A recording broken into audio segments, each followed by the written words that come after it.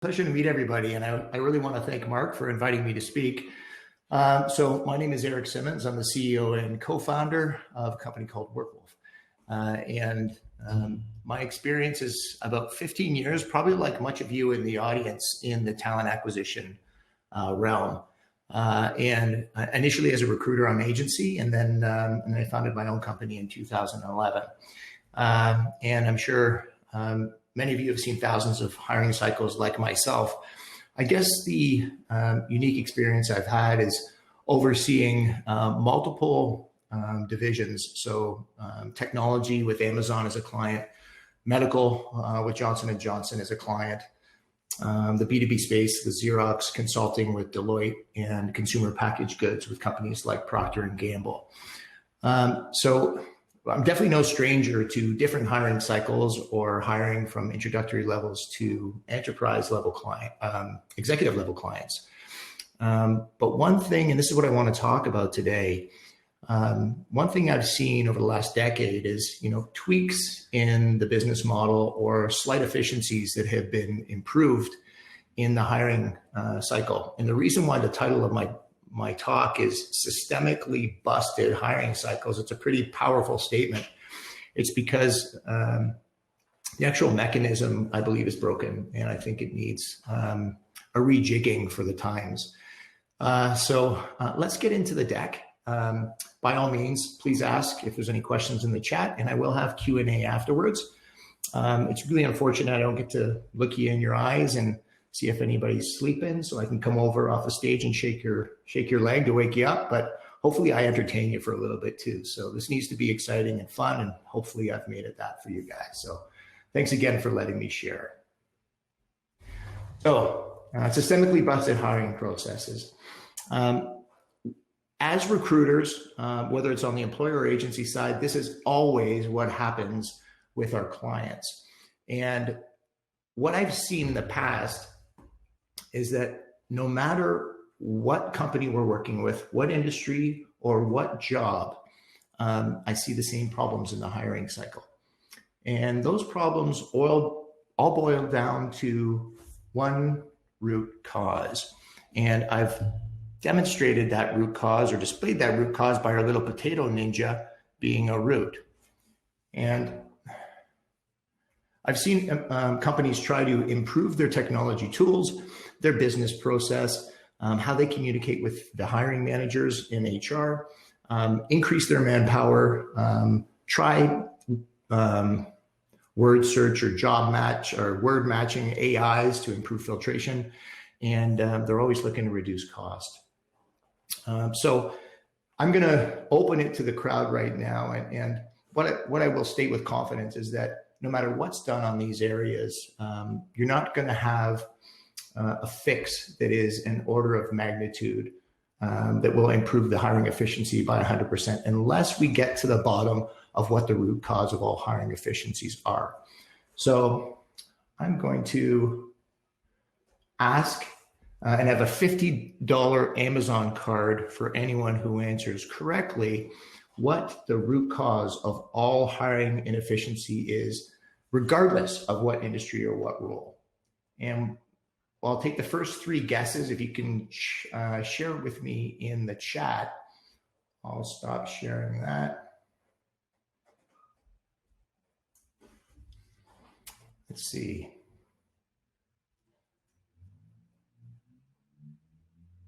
Misalignment with hiring managers. Good guess, but no. Definitely a problem, but not the root cause. Anyone else? Inaccurate data is the root cause.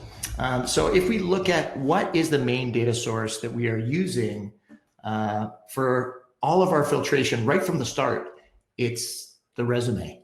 And the challenge with the resume is that it is self-proclaimed. And if you look at the statistics, it's quite mind-boggling. So when we were out pitching some investors, I'd asked the crowd what they thought the number of resumes that had inaccurate, false, or embellished data. And I had anywhere between 20 and 80%. but the actual number is over 60%. And what that means is that even the smartest companies in the world are making critical business decisions based on data that is inaccurate more than half the time. So the challenge of maybe why this hasn't been fixed is because you would have to do a lot of things to actually make this work. But the result is that what we think we're getting is this, and what we actually end up getting is this, a dog with tiger stripes. And unfortunately, we don't actually find that out until 6 months or 1 year into the actual hire. What is the cost? So these numbers are staggering too. So this is in the US alone, and this is a stat taken from Higher Education Degree Data Check and Association of Certified Fraud Examiners. And according to that source, it costs the US employment market and economy close to $1 trillion a year. So this is a very big problem if we can actually fix it. So this is the typical hiring cycle. You've all been through it. You've all seen it. And I want to focus on one area, which is the beginning of the process and the end of the process, because even though there's small differentiation between what happens in between, it's pretty well the same. You'll have a slew of applicants come in, and I don't know if you guys have experienced this as well, but for one of our job postings, we would typically get 250 or 500 applicants, depending on the role. For our last role in digital marketing, we had over 2,000 applicants. And without some type of tool to help us mitigate that, it is impossible to see every single candidate, even if we're doing a 5 second flip through. It's just too much volume. So I certainly needed a solution at that point, and unfortunately our product wasn't quite commercial. But let's talk about this a little bit. So we've got a slew of candidates that come in. We have to filter them somehow. Our recruiters maybe select 20 or 30 to do the pre-screen. We have our interview process, which is either on the phone or face-to-face, depending on if it's 8 months ago or now. And then we have the job offer. And on the deck, you'll see a yield sign or a danger sign. And that's what I call the danger zone, which is in the time between that job offer and when the reference check, the background check, the criminal check, the graduation check, when that comes back. And depending on who you speak to, that time period can be anywhere between 5 days and 3 weeks. So let's say an average of maybe 10 days. That's a danger zone for a lot of reasons. And it's when my recruiters used to sweat. It's when our clients sweat. And the reason why is that's when your candidate, your finalist, who you spent 6 to 8 weeks on interviewing, that is when they can take a competitive offer. That is when they can take a counter offer. That is when that candidate can be frustrated with the background check process and drop off. And that's when drop-offs potentially happen. And they should never happen. If a company has invested that much time and resources into bringing somebody into the organization, getting them excited about it, and then only to have them fall off in between that job offer and the return reference check and background check, it's a significant waste of time. And I think that one part is really where the biggest cost is to the employment market. So how do you change that? So here's what the fix would need to look like. So imagine if every applicant that you had come in to your applicant tracking system and had your auto-generated email could be verified at that point in the hiring cycle. So you'd think about what that would do for your filtration, for the time that you spend in having to actually screen and interview these candidates. If everything on that resume that is employment-centric and necessary in the background check has already been validated and can be shared with you in real time. Would it shorten the interview process? Yes. Would it shorten pre-screen? Would it improve filtration? Yes. And what about that critical danger zone when the drop-off happens? in between the job offer and the background check would be eradicated entirely. And that time period, in terms of time to hire of 5 to 15 or 20 days, that would be eliminated as well. So your time to hire would improve, efficiencies would improve, filtration would improve. It would just be a thing of beauty. So why hasn't this been done yet? So what it would mean to companies is that they would have to pay for hundreds of background checks at the beginning of the application process for every job post they would do. At least that's what you would think, but that is actually not true. The second thing companies would need to do is they'd have to trust that the data on the resumes that they receive from the applicants is actually 100% authenticated. Impossible, right? Actually, it is possible that can be done. And then finally, companies, and I think this is the most important part, because if business process is going to fundamentally change, then we need to start thinking through a different lens. And we have to start thinking innovatively. And I don't like the cliche outside of the box. It's used too many times. We have to start thinking as future adapters. And have adaptability and be able to change at the speed of technology change, because it is going to be, and I think over the next 5 years, we will see more disruptive technology than we have ever seen before for business process improvement. So what I would like to do, and hopefully I can do this, we did rehearse it a couple of times. Hopefully I'll be able to do this with the help of my team. And I want to show you a little video that we had put together around technology that can do this.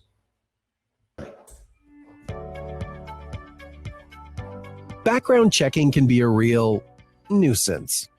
So we've developed a network that digitally connects both professionals and employers to hundreds of thousands of credential issuers, making it easy to verify resume content in real time.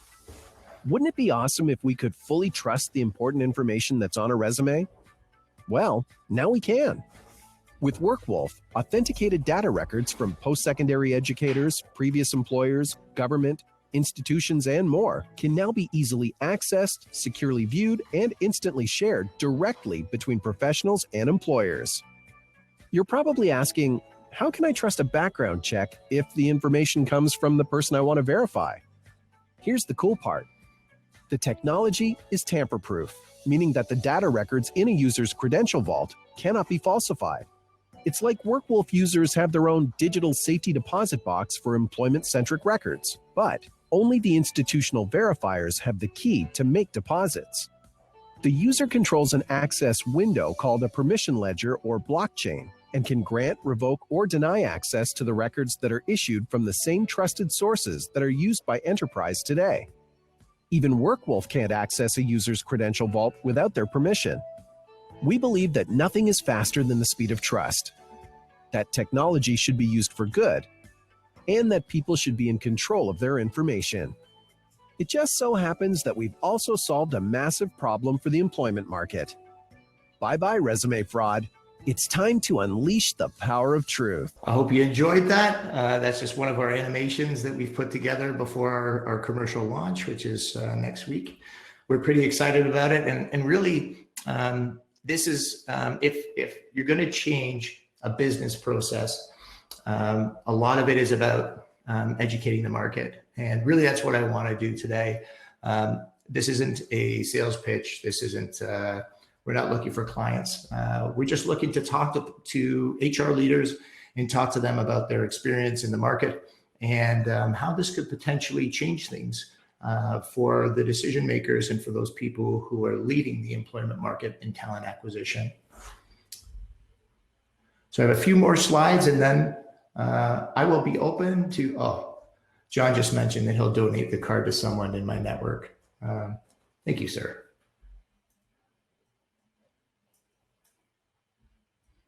So just a few more slides. Okay, so obviously this girl didn't like the animation very much, but what she doesn't like really is the fact that we have been using this same data source for the last 50 years, and it is that resume. And resume 1.0, you could call it, would be the paper resume that is unverified. And for those recruiters who are seasoned, I guess you'd say like myself these days, you'll remember those stacks of paper on your desk for every role that you had. And you had these stacks of 10 or 15 or 20 different jobs you were working at one time, archaic. Then we digitized the resume, which was an improvement, but it still didn't correct the fundamental problem, is that the information was still digital, but self-proclaimed. So what I want you to start thinking about is Resume 3.0. And Resume 3.0 is not only digital, but it's verifiable in real time. So it's not just a badge of approval that says that I had this degree or I had this certification with a badge on it. It has real-time links to verified information directly from the credential issuer themselves. So things like previous employers, records of employment, job titles, dates of employment, credentials, degrees, licenses, dates of graduation, and finally, criminal background check. And so one of the issues, or one of the beauties of this tech, and one of the issues as well, is that some of those employment-centric and important credentials would be what we call static. And those would be things like a degree. Once you get your degree, you've got your degree. Then those that are more tricky, like references and like criminal background check. Just because you weren't a criminal 6 months ago doesn't mean you aren't one now. And employers typically, if a criminal background check is anywhere from 30 days to 90 days old, don't want you to do another one. So something that's pretty cool about this tech is that it actually tethers every user on the network to those credential issuers for as long as they're a user on the network. So that means that they don't have to go and go out to the police station again to get a criminal background check. You don't have to go to a third party to engage that third party to get permission from the individual, to give the employer permission, and back and forth. The candidate is tethered directly to the RCMP or 3,100 county courts in the US or 5,300 academic institutions. And all they have to do is press refresh, and the system will update and reboot directly from the credential issuer into the credential vault, where the candidate can then provide access to an employer or a recruiter. Pretty cool. And this is all visible and validated and can be authenticated by the decision maker or talent acquisition specialist in real time. No more danger zone, no more wait for a reference check. It is available to you directly from the candidate in a 100% authenticated, tamper-proof format.